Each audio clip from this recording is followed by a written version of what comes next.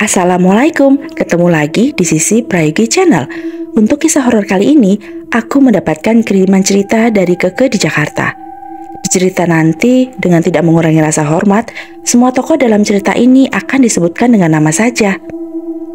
Hai Sisi, namaku Keke. Aku ingin membagikan pengalaman yang dialami nenekku Yatmini di sekitar tahun 1970-an di daerah Boyolali. Begini kisahku. Kisah ini merupakan kisah perjalanan kelam dan petaka untuk garis keturunan keluarga besarku yang disebabkan oleh pesugihan yang sudah diwarisi secara turun-temurun di keluargaku. Entah dimulai dari keturunan keberapa semua ini berawal. Tapi yang aku dengar dari ibuku yang bernama Retno, semua ini sudah dilakukan sejak keturunan Mbah Canggahku, yaitu nenek buyut dari suami nenekku, yaitu kakek Marto. Kita kembali di sekitar tahun 1963, di mana nenekku Yatmini menikahi Marto, seorang pemuda desa yang terpandang dari keturunan seorang belantik sapi atau tengkulak sapi. Pernikahan tersebut menjadi pembicaraan warga desa karena diselenggarakan selama 7 hari 7 malam dan mengundang orang-orang yang cukup terpandang di desa dengan menyajikan makanan-makanan yang terbaik. Setelah menikah, Yatmini diboyong Marto untuk tinggal di rumah keluarga besar Marto. Di rumah besar tersebut, Yatmini tinggal bersama bapak dan ibu Marto serta adik yang bernama Darmi. Sehari-hari Marto bekerja sebagai petani dan hasil dari tani tersebut akan dijual Yatmini ke pasar. Singkat cerita, setelah hampir setahun menikah dengan Marto, Yatmini mulai menyadari adanya kejanggalan serta mengalami kejadian-kejadian yang di luar nalar yang terjadi di rumah tersebut. Kejanggalan yang langsung disadari Yatmini dari awal memasuki rumah tersebut adalah rumah tersebut memiliki 2 pintu utama rumah, di mana yang pertama adalah pintu yang di tengah menuju ke ruang tamu, sedangkan pintu yang kedua adalah sebuah pintu di pojokan rumah yang apabila dibuka, pintu tersebut langsung terhubung lurus dengan pintu sebuah kamar kosong yang berada di pojok belakang rumah. Kamar tersebut memang selalu dalam kondisi pintu yang tertutup, tetapi kamar tersebut tidak dikunci dan tidak dilarang untuk dimasuki. Yatmini juga suka membersihkan kamar tersebut. Di awal ketika diminta membersihkan kamar tersebut, Yatmini ditemani oleh Marto. "Dek, nanti kamu bantu bersihin kamar yang di pojok belakang ya," pinta Marto. "Nggih mas," jawab Yatmini. Ketika memasuki kamar tersebut, Yatmini memandang sekeliling kamar tersebut. Di dalam kamar tersebut kosong, tidak ada apa-apa. Hanya ditemukan terdapat sebuah meja, di mana di atas meja tersebut Yatmini melihat terdapat satu kendi yang berisi air, sebuah tempat untuk pembakaran menyan, dan juga ada sebuah tempat untuk menaruh sesaji-sesaji. Yang menarik perhatian Yatmini adalah adanya sebuah bungkusan yang dibungkus dengan kain mori dan ditutupi kembali dengan kain jarik. "Ini kamar apa mas?" tanya Yatmini sambil melihat sekeliling. Sambil tersenyum, Marto berkata, "Sudah, kamu bantu mas dulu membersihkan kamar ini. Tolong kamu ganti air di kendi ini," pinta Marto sambil menyerahkan sebuah kendi kepada Yatmini. "Nggih mas, diganti dengan air apa ya mas?" tanya Yatmini sambil mengambil kendi tersebut. "Air sumur biasa di belakang saja," jelas Marto. "Oh nggih mas," jawab Yatmini sambil membawa keluar kendi tersebut. Yatmini berjalan ke belakang rumah tempat terdapat sumur kerek berada. Setelah selesai mengambil air di sumur, Yatmini membuang air di kendi tersebut. "Ini air biasa, tidak ada yang aneh dengan air di kendi ini," batin Yatmini yang penasaran. Setelah mengganti air kendi tersebut, Yatmini masuk kembali ke dalam kamar. Di sana Yatmini melihat Marto sedang membersihkan meja tersebut. Melihat Yatmini masuk ke dalam kamar, Marto berkata, "Kamar ini tidak perlu setiap hari dibersihkan. Biasanya seminggu sekali saja cukup. Kamu nanti bantu-bantu ya untuk membersihkannya," pinta Marto. "Tapi nanti biasanya setelah malam Jumat Kliwon, kamu buang saja bunga-bunga yang nanti ada di meja sesaji ini dan juga bersihkan wadah kemenyan ini ya," lanjut Marto. Melihat Yatmini yang masih diam, Marto menghampiri Yatmini. "Sudah, aku tahu yang kamu pikirkan. Nanti kamu juga mengerti. Ini urusan ibu. Sudah, kita tidak usah ikut campur," kata Marto sambil menepuk pelan pundak Yatmini. Setelah selesai, Yatmini dan Marto keluar kamar sambil menutup pintu kembali. Suatu hari, secara tiba-tiba, ibu mertua Yatmini tiba-tiba jatuh sakit. Sakit yang diderita ibu sangat parah. Badan ibu demam tinggi, menggigil dan sangat panas. Bahkan sampai membuat ibunya lumpuh dan tidak bisa bangun dari kasur. Tidak hanya itu, secara aneh dari tubuh ibu tumbuh sisik-sisik dan juga mengeluarkan nanah. Setiap malam, ibu berteriak-teriak seperti orang yang kesakitan, menjerit-jerit, mengatakan bahwa tubuhnya panas dan gatal. Anehnya, Yatmini melihat semua anggota keluarga di sana hanya diam saja. "Mas, ibu nggak apa-apa, nggak dibawa berobat?" tanya Yatmini. "Nggak usah, Dek. Nanti sebentar lagi juga ibu sembuh," kata Marto. Mendengar jawaban dari Marto membuat Yatmini heran. Kenapa Marto bisa tenang melihat kondisi ibunya yang seperti itu? Kata Yatmini dalam hati. Di suatu hari, tepatnya di hari kelima ibu sakit. Cuaca siang itu yang sedang panas terik tiba-tiba berubah menjadi gelap dan mendung. Yatmini yang baru pulang dari sawah setelah mengantar makanan buru-buru ingin mengangkat cucian yang sedang dijemur karena khawatir akan segera turun hujan. Belum selesai Yatmini sedang mengangkat baju, tiba-tiba ia dikejutkan oleh datangnya hembusan angin yang sangat kencang. Yatmini bisa melihat dengan jelas, angin yang berhembus kencang tersebut tiba-tiba berubah menjadi pusaran angin puting beliung, di mana pusaran kecil tersebut tiba-tiba berubah menjadi pusaran angin puting beliung yang besar di halaman rumahnya. Lihat hal tersebut, Yatmini segera mempercepat mengangkat cuciannya dan segera lari masuk ke dalam rumah. Yatmini segera menutup pintu dan jendela rumah dari dalam. Yatmini bisa melihat pusaran angin puting beliung itu semakin bertambah besar. Dan anehnya, pusat pusarannya itu tepat berada di halaman rumah. Ketika sedang fokus memperhatikan angin tersebut, tiba-tiba Yatmini dikagetkan oleh suara pintu kedua utama yang menghadap lurus ke pintu ke dalam kamar khusus tersebut tiba-tiba terbuka dengan kencang. Yatmini yang melihat hal tersebut tidak berani untuk menutup pintu tersebut kembali karena pusaran angin tersebut benar-benar kencang dan berlangsung sangat lama, sekitar kurang lebih 30 menit. Saat itu yang Yatmini lakukan hanya bisa bersembunyi di bawah kolong meja makan. Dia tidak berani melihat keluar. Setelah Yatmini merasa angin berangsur-angsur hilang, dia memberanikan diri keluar dari kolong meja dan berlari menuju sawah untuk menemui suaminya Marto. "Mas, tolong Mas," ujar Yatmini sambil menangis. "Loh, Dek, kenapa?" tanya Marto sambil berlari menghampiri Yatmini dari tengah sawah. "Mas, di rumah ada angin puting beliung, Mas. Lama banget, kenceng," tangis Yatmini dengan tubuh yang lemas. "Ya Allah, Mas, Ibu, maaf, tadi aku panik jadi langsung ke sini," teringat Yatmini kalau sudah meninggalkan rumah dan ibunya yang sedang sakit. Marto yang mendengar cerita Yatmini hanya terdiam lalu berkata, "Ya udah, nggak apa-apa, Dek. Ibu juga nggak apa-apa. Malah sebentar lagi juga ibu sehat," jawab Marto santai. "Loh, maksudnya gimana, Mas?" tanya Yatmi. "Ya sudah, nanti di rumah aku jelaskan. Sekarang sebentar, aku cuci kaki dulu. Nanti aku sekalian pulang saja hari ini," kata Marto sambil berjalan menuju aliran sungai kecil dekat sawah untuk mencuci kaki dan tangannya. Setelah selesai mencuci kaki dan tangan serta beres-beres perlengkapan, Marto mengajak Yatmini pulang ke rumah.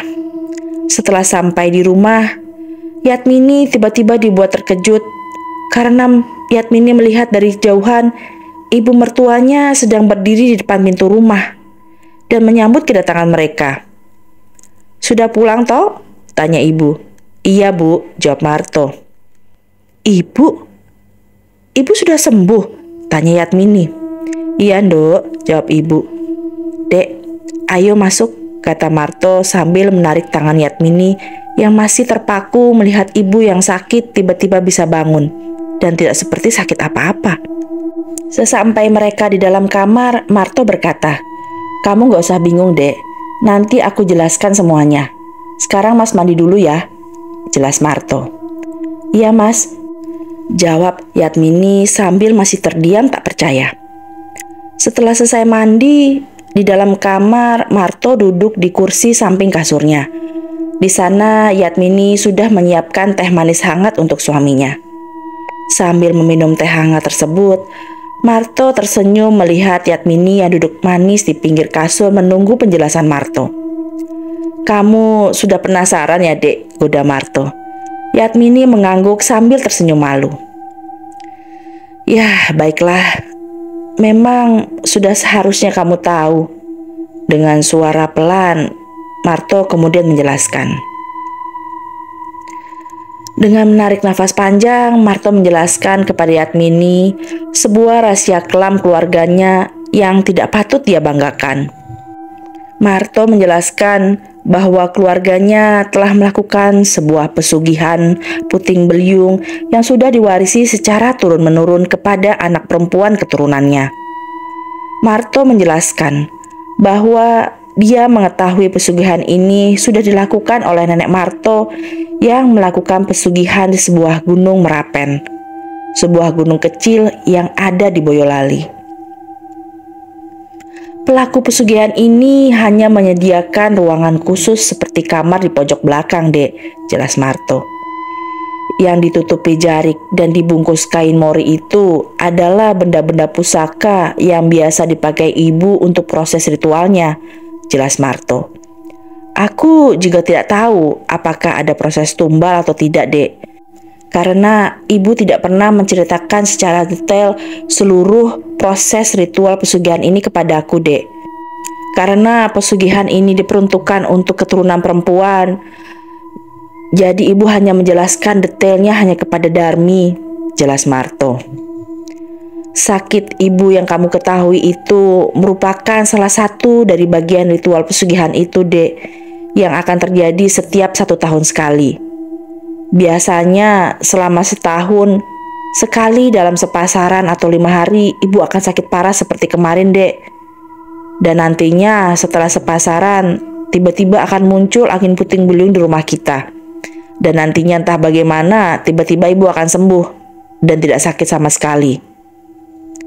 Biasanya setelah ibu sembuh entah bagaimana ibu akan mempunyai uang untuk membeli sapi. Minimal ibu akan mampu membeli 5 ekor sapi setiap sepasaran. Dan itu akan terjadi selama sebulan, Dek. Sehingga dalam sebulan bisa kurang lebih 30 ekor sapi terbeli, Dek, lanjut Marto. Nanti setelah 1 bulan itu sapi-sapi tersebut akan dijual Bapak kembali. Dan uang hasil penjualan sapi-sapi tersebutlah kebutuhan sehari-hari kami tercukupi selama setahun. Tapi entah bagaimana uang-uang penjualan sapi tersebut hanya cukup untuk kebutuhan sehari-hari saja, Dek, dan akan habis setelah 1 tahun. Sehingga ritual ini akan terus berulang setiap tahunnya, lanjut Marto sedih. Yatmini yang masih tidak percaya hanya dia mendengarkan penjelasan Marto. Dek, kita tidak usah ikut campur dan jangan menghakimi jalan yang sudah ditempuh ibu ya, Dek, kata Marto mengelus pelan kepala Yatmini. Aku akan berusaha memberikan rezeki yang halal untukmu ya, Dek, lanjut Marto. Iya, Mas, jawab Yatmini sambil mengangguk. Sesuai yang sudah dijelaskan Marto, memang benar, tidak lama setelahnya tiba-tiba kandang di belakang rumah sekarang sudah penuh dengan sapi-sapi berkualitas terbaik.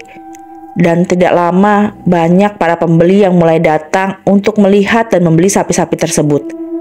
Dan tidak sampai 4 bulan, kandang sapi tersebut sudah kosong. Dan tidak ada lagi kegiatan dilakukan oleh bapak dan ibu. Singkat cerita, 8 bulan kemudian ritual kembali berulang persis setiap tahunnya dengan proses yang dimulai dengan sakitnya ibu. Kejadian ini terus-terus berulang hingga sampai di tahun 1977 Bapak meninggal dunia. Setelah 7 hari kematian Bapak, Ibu memanggil Marto dan Darmi. Yatmini yang berada di rumah yang sama duduk mendengarkan apa yang ingin disampaikan Ibu. Di malam itu, Ibu dengan terus terang mengatakan bahwa setelah meninggalnya Bapak, Ibu sudah tidak ingin melakukan ritual pesugihan dan menginginkan agar ilmu pesugihan ini diturunkan kepada anaknya. Darmi, kamu kan sudah paham bahwa saat ini Ibu sudah tua. Setelah Bapak meninggal, Ibu sudah tidak ingin apa-apa lagi dari dunia ini. Dan Ibu merasa ini juga sudah saatnya kamu untuk mewarisi ilmu ini sebagai anak perempuan satu-satunya di rumah ini, kata Ibu tegas. Saya tidak mau meneruskan ilmu pesugihan puting beliung ini, Bu, jawab Darmini. Kalau kamu gak mau meneruskan, semua keturunan kita bisa celaka, lanjut Ibu. Yang menanggung celaka ini kan gak cuma kamu. Kakakmu Marto juga bisa ikut celaka. Bisa sial, kata Ibu dengan marah. Yatmini yang mendengar bahwa keluarganya ikut terbawa-bawa sangat kaget. Marto, kalau Darmini gak mau meneruskan ini, maka kamu yang harus meneruskannya. Yatmini yang harus menjadi penerusnya. Walau dia bukan keturunanku langsung, tapi dia adalah istrimu. Yatmini yang mendengar perkataan ibunya sangat lemas.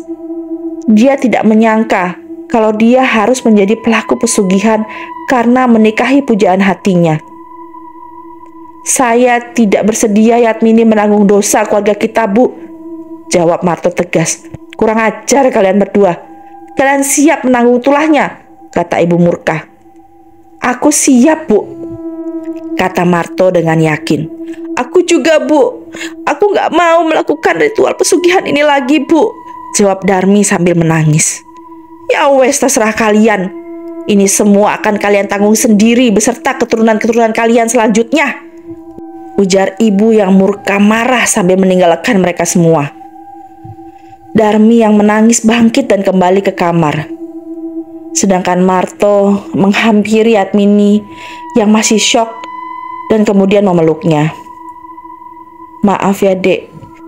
Kalau dengan keputusan ini, keluarga kita akan kena akibatnya.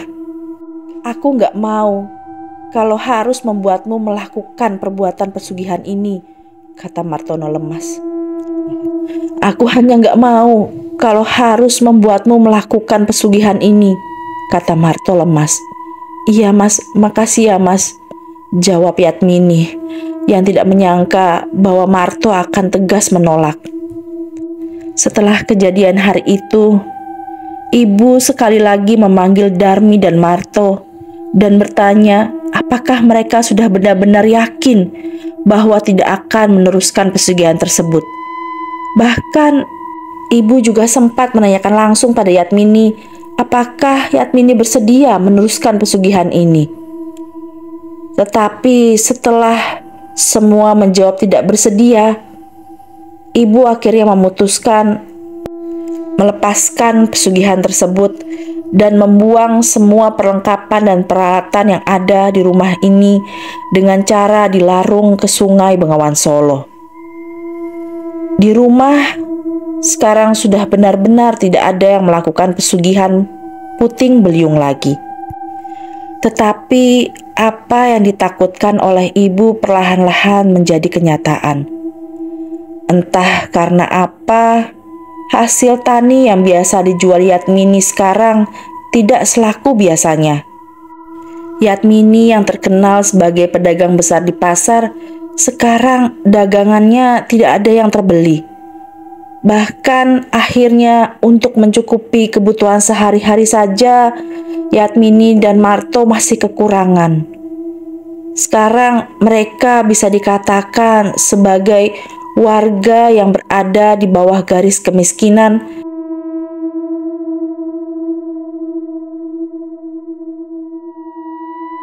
Sampai-sampai tidak mampu untuk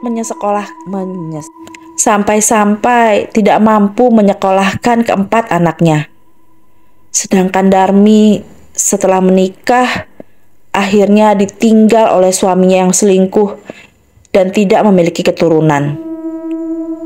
Kejadian ini adalah kejadian nyata yang aku dan keluarga besarku alami. Entah ini kalian percaya atau tidak. Sejak saat itu sampai saat ini di tahun 2024 ketika cerita ini dibacakan, keluarga besarku sama sekali tidak bisa memelihara sapi. Semua sapi yang dipelihara oleh keluargaku pasti akan mati. Seandainya kami berniat bekerja sama dengan orang lain untuk memelihara sapi, atau sekedar menitipkan sapi kami untuk dipelihara pada orang lain, pasti ujung-ujungnya keluarga kami akan ditipu. Tetapi kalau kami memelihara hewan lain selain sapi, misal kambing, ayam, bebek, hewan-hewan tersebut tetap bisa hidup. Tapi semuanya itu hanya cukup untuk kebutuhan makan sehari-hari, bukan dijadikan sebagai usaha seperti zaman bapak ibu dari Mbah Marto. Ibuku Retno bercerita, masa kecil ibu dan ketiga adiknya dibiayai dan dibesarkan oleh keluarga ibunya yaitu Mbah Yatmini. Karena hasil tani Mbah Marto hanya cukup untuk makan saja. Sedangkan Mbah Darmi tidak bisa bekerja dan hanya membantu Mbak Yatmini di rumah saja. Ibu dari Mbah Marto meninggal di tahun 1996. Dan anehnya di tahun 2018 Mbah Marto dan Mbah Darmi meninggal secara bersamaan dengan jarak hanya 40 hari saja. Sedangkan Mbah Yatmini meninggal di tahun 2021 karena terkena dampak pandemi Covid. Kisah keluargaku sudah menjadi rahasia umum di desa Boyolali. Dan saat ini keturunan Mbah Marto dan Mbah Yatmini sudah merantau di Jakarta. Tetapi ibu dan adik-adiknya jarang pulang ke Boyolali. Selain karena terbentur masalah biaya, ada faktor lainnya yaitu rasa malu dari keluarga kami kalau bertemu dengan keluarga lainnya. Karena memang sampai sekarang belum ada dari keluargaku yang bisa dikatakan berhasil dan menjadi orang yang sukses di Jakarta. Saat ini aku serahkan segalanya kepada Allah, rezeki, keselamatan, dan perlindunganku. Aku berusaha yakin kalau memang rezeki sudah ada takarannya masing-masing. Dan aku yakin pasti semuanya akan bisa berubah. Terima kasih Mbak Marto, terima kasih Mbak Yatmini. Insya Allah kami sebagai keturunanmu akan berusaha menjaga amanahmu untuk tetap mencari rezeki di jalan yang diridhoi Allah. Walau mungkin jalan yang kami tempuh terasa berat dan nyaris selalu membuat kami berkali-kali ingin menyerah. Oke, sekian cerita dari Keke. Semoga kita bisa mengambil hikmahnya. Jangan lupa untuk like, komen, share, dan subscribe, serta always nyalakan tombol loncengnya agar kalian bisa tahu kalau aku update video terbaru. Oh ya, kalau kalian ada pengalaman mistis yang ingin dibacakan di video aku, silahkan kirim ke email podcastsisi@gmail.com. Assalamualaikum. Cah.